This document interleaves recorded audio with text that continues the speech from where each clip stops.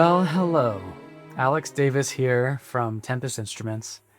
I am coming to you today with a project I've been working on for more than a year, and you could see the extra bags under my eyes because it's been a very intense last couple months, but it's finished. We did it. We created a product called MINIM Strings, and it's designed to do something very simple but not easy to make. It allows composers using virtual instruments to create what we lovingly call doody-doos, simple, repetitive legato lines. This is not something that has been easy to do before with virtual instruments, and so we're hoping that composers who want this kind of bread and butter style of using strings, which is kind of the cornerstone of string writing, is to have these simple background underscoring figures. And so my goal with this video is not to do anything super in-depth. That's going to be for later. Right now, I just want you to hear the library. I want you to hear each instrument, the different mic positions, and I'm just going to take you on a little journey from Violin I down to the bass. Let's do it. Starting with Violin I.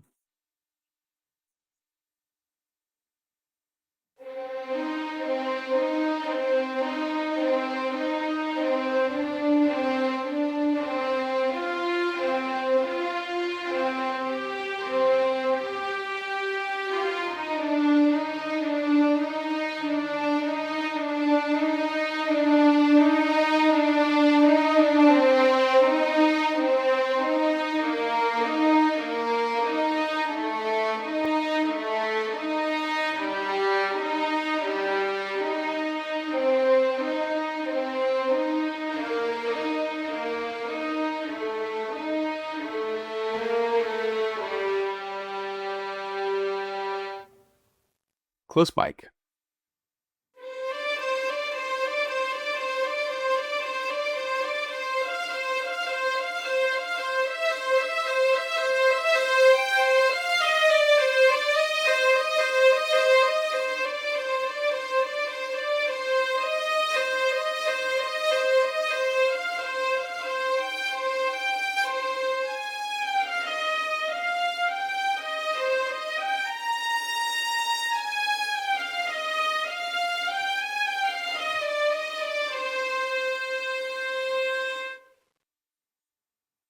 Mid mics.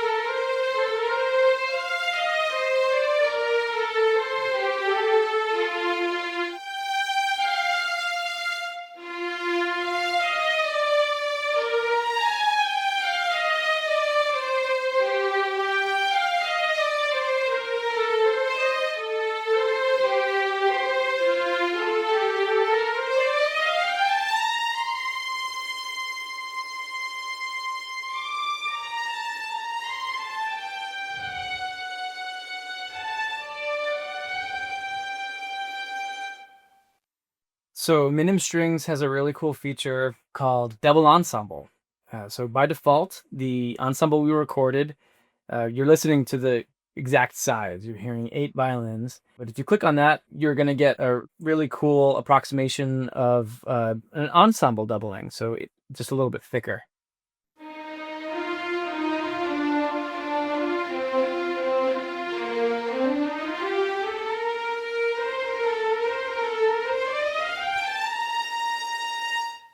We're going to go over all the features in a more in-depth video, but I can give you a brief rundown of what all these things do. You can turn legato on and off, so if you want to just hear a sustain instrument, a polysustain instrument, or a monophonic instrument, you can do that. You can choose between monophonic legato or polylegato.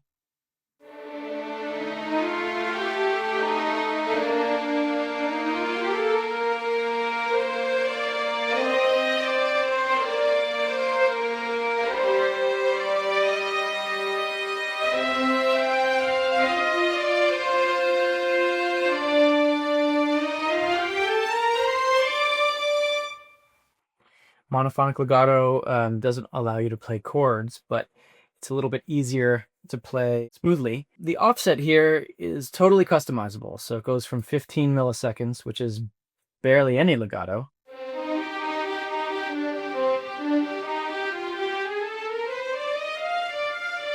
all the way up to 265. You can choose your own offset, and you can actually move it smoothly.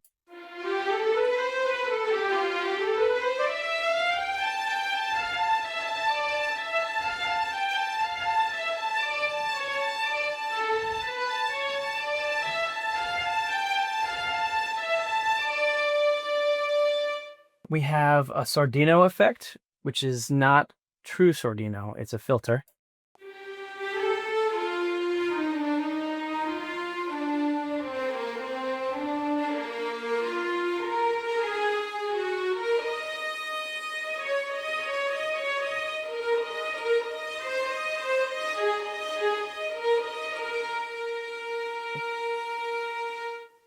And then there's a warmth filter, which is just a couple different effects under the hood, like tape saturation and just a subtle EQ.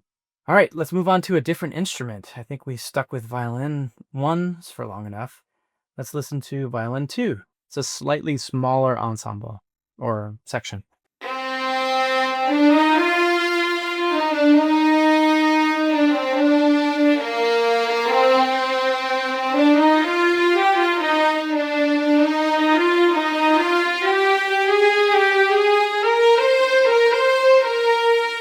I'm gonna bring the offset down a little bit.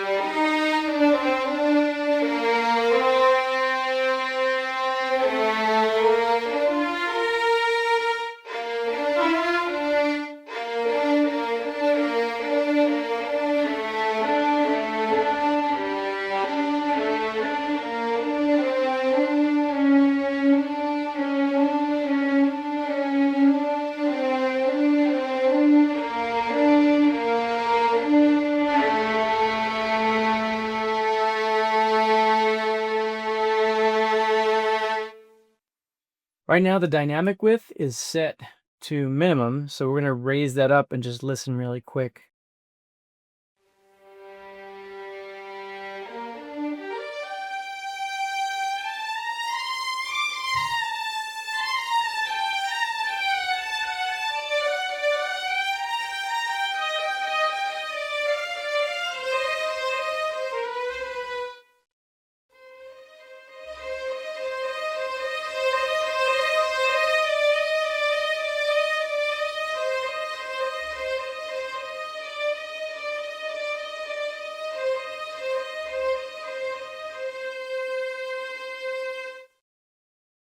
All right, let's listen to the violas.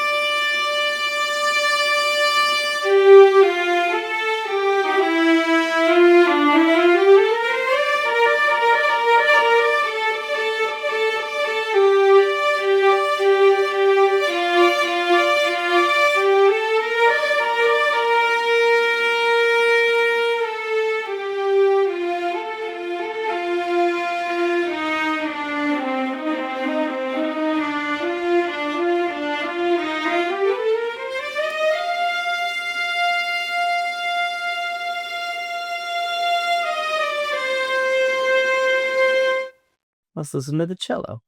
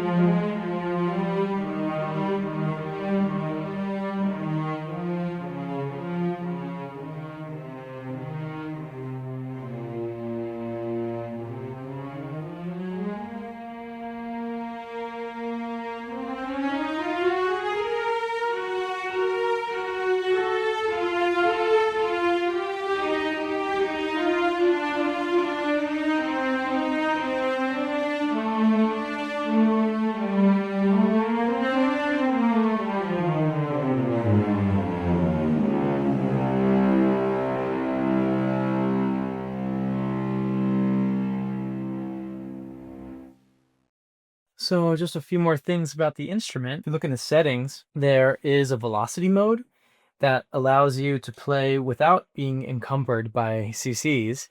If you want to just use your fingers and the variety of velocities that can come from that. If you look at the round robins, you have the choice between single, which why would you do that in a library like this? But we have it anyway, just if you want to focus on having one round robin for certain situations. And then we have sequenced, which just means that the round robins go in order, so it's a little bit more predictable. And then there's a randomization setting that allows you to have a more ever-evolving set of transitions so that if you're doing repetitive legato lines, you can get a much more varied sound. What else can we talk about here? You have the typical CC key switch things. You have some control over the releases, so you can have loud releases, quiet releases, and long releases and short releases. Yep, here's what the cello sounds like doubled. Let's do my favorite combination. I'll mix them close.